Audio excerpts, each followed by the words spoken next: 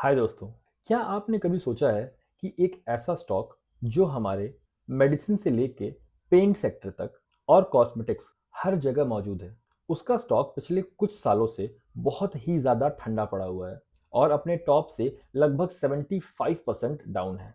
हम बात कर रहे हैं बालाजी अमाइंस की, जो एलिफेटिक अमाइंस में इंडिया का एक बहुत ही डोमिनेंट प्लेयर है। एक वक्त था जब इसने कोविड के लोज से अपने इन्वेस्टर्स को 20 टाइम्स का रिटर्न बना के दिया था, यानी लगभग 18 मंथ्स में 2000% का रिटर्न, जो कि एक बहुत ही क्रेजी रिटर्न होता है। लेकिन आज ये अपने टॉप से लगभग 75 टू 78% डाउन है। सो आज द मार्केट डिकोडर के क्रैश टू कैश सीरीज के 6 स्टॉक में हम समझेंगे कि क्या ये स्टॉक यहाँ से फिर से एक रैली दे सकता है या अभी और भी इंतजार बाकी है। तो चलिए शुरू करते हैं। बालाजी अमाइंस की हिस्ट्री काफ़ी इंटरेस्टिंग है। 2021 से 22 के पोस्ट कोविड पीरियड में केमिकल बुल रन में इसने 216 रुपीस के एक छोटे प्राइस से 5200 के लेवल्स को टच किया था। Just imagine the scale of money जो कि इन्वेस्टर्स ने बनाया होगा। जहां ये हर इन्वेस्टर्स का एक फेवरेट मल्टी बैगर बन चुका था, वहां से हमने इसमें 80% की एक मैसिव गिरावट भी देखी। इस डाउनफॉल के पीछे सिर्फ एक वजह नहीं थी। पहले तो कोविड के बाद ग्लोबल सप्लाई चेन का ओपन होना था। कोविड के टाइम पे जो super normal profits chemical industries ने कमाया था, अब वो एक नॉर्मल प्रॉफिट में कन्वर्ट हो चुका था। साथ ही raw material prices of commodities like methanol और अमोनिया में भी कंटिन्यूअस फ्लक्चुएशंस देखने को मिल रहे थे, जिसने केमिकल कंपनीज के मार्जिन्स को फिर से अटैक किया। लेकिन असली पैनिक तब शुरू हुआ जब कंपनी के अंदर से कुछ अनसेटलिंग न्यूज आती है 2023 में। मई 2023 के करीब कंपनी के 5 इंडिपेंडेंट डायरेक्टर्स ने एक साथ रिजाइन दे दिया और मार्केट्स के लिए ये एक बहुत ही बड़ा रेड फ्लैग था। इन्वेस्टर्स डर गए कि क्या इसमें कोई बहुत ही बड़ा कॉर्पोरेट गवर्नेंस का इशू इन्वॉल्व है। इस न्यूज की वजह से स्टॉक ने एक ही दिन में एक भारी गिरावट दिखाई और पैनिक सेलिंग का एक डोमिनो इफेक्ट शुरू हो गया, क्योंकि एक बार जब सेलिंग स्टार्ट होती है तो ये मार्केट में एक फियर मॉन्गरिंग वाला एटमॉस्फेयर क्रिएट कर देती है, जिसकी वजह से कि फिर फर्दर सेलिंग स्टार्ट हो जाती है, क्योंकि मार्केट्स सेंटिमेंट्स पे काम करते हैं, लॉजिक्स पे नहीं। हालांकि मैनेजमेंट ने बाद में ये क्लैरिफाई किया कि ये सारे ही रेजिग्नेशंस पर्सनल रीजन की वजह से थे, ना कि किसी कॉर्पोरेट गवर्नेंस की वजह से। लेकिन तब तक इन्वेस्टर्स का सेंटिमेंट बिगड़ चुका था और स्टॉक हाई वैल्यूएशन से गिरता हुआ सीधा डिस्काउंटेड वैल्यूएशन पे आ गया। अब कंपनी अपने नए ग्रीनफील्ड प्रोजेक्ट, जो कि इनका यूनिट 4 का एक्सपेंशन है, और स्पेशलाइज्ड केमिकल जैसे डीएमसी पर फोकस कर रही है, ताकि मार्केट का कॉन्फिडेंस वापस से जीता जा सके। ये एक ट्रस्ट बिल्डिंग फेज है, जहां पे पॉजिटिव एग्जीक्यूशन ही इनका सबसे बड़ा ड्राइवर होने वाला है। बालाजी अमाइंस का बिजनेस मॉडल बहुत ही रोबस्ट है। ये एलिफेटिक अमाइंस बनाते हैं, जिसके बिना फार्मा और एग्रोकेमिकल इंडस्ट्रीज अधूरी है। पिछले 2 साल से बालाजी अमाइंस का फोकस लिमिटेड प्रोडक्ट जैसे मिथाइल अमाइंस पे था। ये एक ट्रेडिशनल मैन्युफैक्चरिंग मॉडल था, जहां मार्जिन्स मोस्टली रॉ मटेरियल के प्राइसेस पे डिपेंडेंट होते हैं। लेकिन अब कंपनी वैल्यू एडेड प्रोडक्ट्स पे काम करती है। इनके प्राइमरी प्रोडक्ट्स जैसे इथाइल अमाइंस, मिथाइल अमाइंस और इनके डेरिवेटिव्स जो फार्मा, पेंट और वाटर इंडस्ट्रीज में काम आते हैं।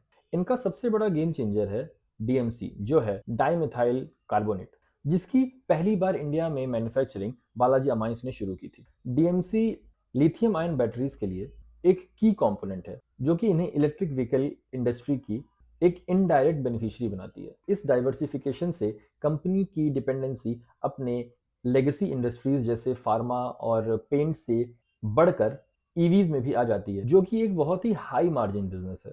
फाइनेंशियल्स की बात करें तो बालाजी अमाइंस एक डेट फ्री कंपनी है, लेकिन इनके रेवेन्यूज पिछले 6-7 क्वार्टर्स से काफ़ी म्यूटेड ही रहे हैं एंड कोई ग्रोथ नहीं दिखा पा रहे। इनका ऑपरेटिंग मार्जिन्स जो नॉर्मल डेज में 20 से 22% तक रहता था, वो भी गिर के अब सिर्फ 16 टू 17% पे आके अटका हुआ है। एक पॉजिटिव ये है कि कंपनी के कैश फ्लोज फ्रॉम ऑपरेशंस काफ़ी पॉजिटिव एंड सॉलिड दिखते हैं, जो कि कंपनी के बिजनेस की स्मूथनेस को दर्शाता है। प्रमोटर्स ने इसमें अपने स्टेक को थोड़ा बढ़ाया है, जो कि प्रमोटर्स का खुद के बिजनेस पे ट्रस्ट इंडिकेट करता है। केपेक्स की बात करें तो इन्होंने लास्ट 6 क्वार्टर्स में एक मैसिव कंट्रीब्यूशन किया है टुवर्ड्स केपेक्स, जो कि इनके फ्यूचर डिमांड के लिए काफ़ी पॉजिटिव है। लेकिन असली चेंज तभी आएगा जब इनके नए फैसिलिटीज से प्रोडक्शन स्टार्ट हो जाए और वहां से भी रेवेन्यू आना स्टार्ट हो जाए। अगर फ्यूचर में डिमांड आती है और इनके मैन्युफैक्चरिंग यूनिट्स उससे सप्लाई से मीट कर पाते हैं, सो हमें एक स्टॉक प्राइस रिवर्सल भी देखने को मिल सकता है। टेक्निकल चार्ट्स पे स्टॉक अपने लोज को 1070 रुपीस के प्राइस पे टच कर चुका है और यहाँ से एक रिवर्सल की कोशिश कर रहा है। इनके लिए 1900 के लेवल्स को तोड़ना काफ़ी इंपॉर्टेंट होगा, लेकिन ऑल टाइम हाई को टच करना वो भी शॉर्ट टर्म में काफ़ी अनरियलिस्टिक सा ही डिमांड है, जब तक कि केमिकल इंडस्ट्रीज में डिमांड पूरी तरीके से वापस नहीं आती। लेकिन अगर इनके लिए सब कुछ अच्छा रहता है, डिमांड वापस आती है, प्रॉफिट्स बढ़ते हैं, मार्जिन्स बढ़ते हैं, सो अपने टॉप पे जाने पे ये स्टॉक कम से कम 400% का प्रॉफिट अपने इन्वेस्टर्स को बना के दे सकता है। अब बात करें इसके रीजंस जिसने इस स्टॉक को इतना ज़्यादा गिरा दिया। इन्वेंट्री डीस्टॉकिंग। ग्लोबल मार्केट में इन्वेंट्री ज़्यादा होने की वजह से, सप्लाई ज़्यादा होने की वजह से इंडियन कंपनीज की प्राइसिंग पावर कम हो गई, क्योंकि ज़्यादा सप्लाई और कम डिमांड एक प्रॉफिट को हिट देने के लिए परफेक्ट रेसिपी है। Raw material volatility. मेथनॉल और अमोनिया की प्राइसेस में इंस्टेबिलिटी की वजह से मार्जिन्स को बहुत ज़्यादा हिट पड़ा और आप देख सकते हो कि अभी भी इनकी मार्जिन्स अपने कन्वेंशनल मार्जिन्स पे नहीं वापस नहीं आ पाई हैं।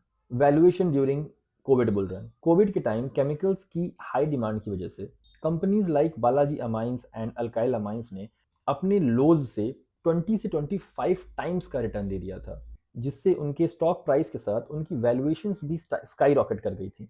लेकिन कोई भी शेयर एक अल्ट्रा हाई वैल्यूएशंस को बहुत टाइम तक मेंटेन नहीं कर सकता।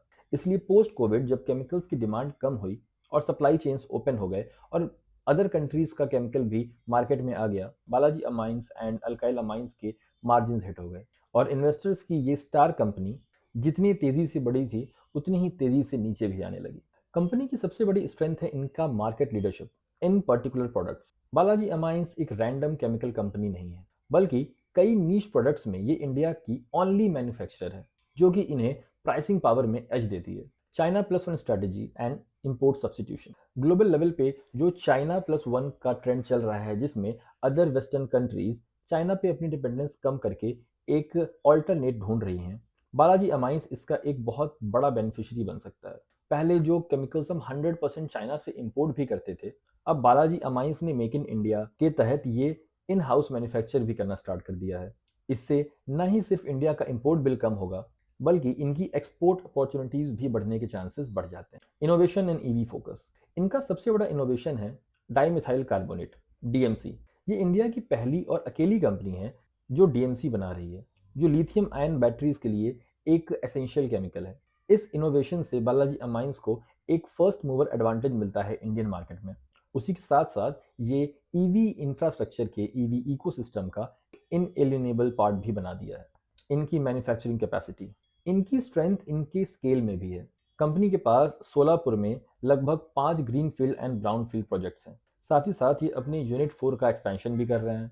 ये कैपेसिटीज इनके प्रोडक्शन को एक न्यू हाइट्स पे ले जाने का दम रखती हैं, जिससे इन्हें आगे चल के मार्केट शेयर में अपना शेयर बढ़ाने में काफ़ी हेल्प मिल सकती है। रिस्क में सबसे बड़ा फैक्टर है इनकी रॉ मटेरियल के प्राइसेस पे डिपेंडेंस। जैसे भी इंटरनेशनल मार्केट्स में मेथनॉल की प्राइस फ्लक्चुएट करते हैं, वैसे ही बालाजी अमाइंस और एल्काइल अमाइंस के मार्जिन्स भी श्रिंक होना स्टार्ट हो जाते हैं। इसके अलावा एल्काइल अमाइन से मिलने वाला एक टफ कंपटीशन भी बालाजी अमाइंस के फ्यूचर को डिसाइड कर सकता है। अगर केमिकल कंपनीज की डिमांड आने वाले टाइम में जल्दी से पिकअप नहीं करती है, सो केपेक्स में लगाया हुआ सारा पैसा एक्सेस डिप्रिसिएशन को जन्म दे सकता है, जो कि इनके प्रॉफिट्स एंड मार्जिन्स को अगेन काफ़ी कम कर सकता है।